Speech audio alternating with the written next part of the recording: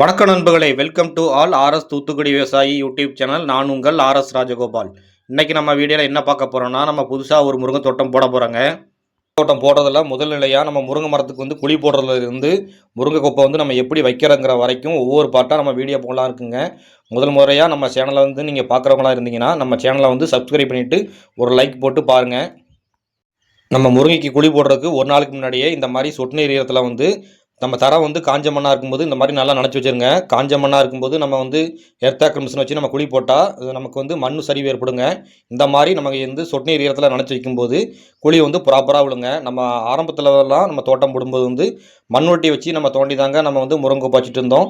இப்போ அப்படி இல்லைங்க. இப்போ வந்து இந்த எர்த்தாக்கர் மிஷின் வச்சு நம்ம குழி போட்டு நம்ம முருங்கைக்கொப்பை வச்சிடறோம். இந்த எர்த்தாக்கர் மிஷின் வச்சு குழி போடுறதாங்க நமக்கு முருங்கைக்கொப்பை வைக்கிறதுக்கு வந்து கொஞ்சம் ப்ராப்பராக இருக்குது. ஏன்னா வந்து முருங்கை மரமும் நல்லா ஸ்ட்ராங்காக இருக்குங்க.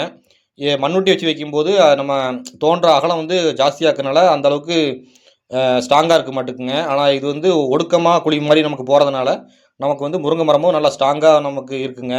அதே மாதிரி நம்ம முருங்கைக்கு வந்து 20க்கு 20 அளவுங்கிற கணக்கில் வந்து நம்ம வந்து குழி போட்டு போயிட்டே இருக்குங்க. நம்ம வந்து முதல்ல நம்ம தோட்டம்லாம் போடும்போது ஒரு 16க்கு 16 தான் வச்சோம். அந்த 16க்கு 16 வைக்கும்போது முருங்கை மரம் வந்து நம்ம பனைமரம் மாதிரி மேலே வளர்ந்துட்டு தான் போகுதே தவிர நமக்கு வந்து கொஞ்சம் காய் பறிக்கிறதுக்கு கஷ்டமாக இருக்குது. ஆனால் இந்த மாதிரி 20க்கு 20 வைக்கும்போது நமக்கு வந்து மரம் வந்து நல்லா விரிஞ்சு கொல்லா மரம் மாதிரி வளருது. காய் பறிக்கவும் ஈஸியாக இருக்குங்க. நம்ம இந்த எர்த்தாக்கர் மிஷினை வச்சு நம்ம 2 அடி ஆழம் வரைக்கும் கூட குழி போடலாங்க. ஆனால் நம்ம முருங்கை மரத்துக்கு வந்து ஒரு 1.5 அடி ஆழத்தில் நம்ம குழி போட்டாலே போதும். அதனால் நம்ம ஒரு 1.5 அடி ஆழத்திலே குழி போட்டு நம்ம முருங்கை கொப்பெல்லாம் வைக்கிறோங்க.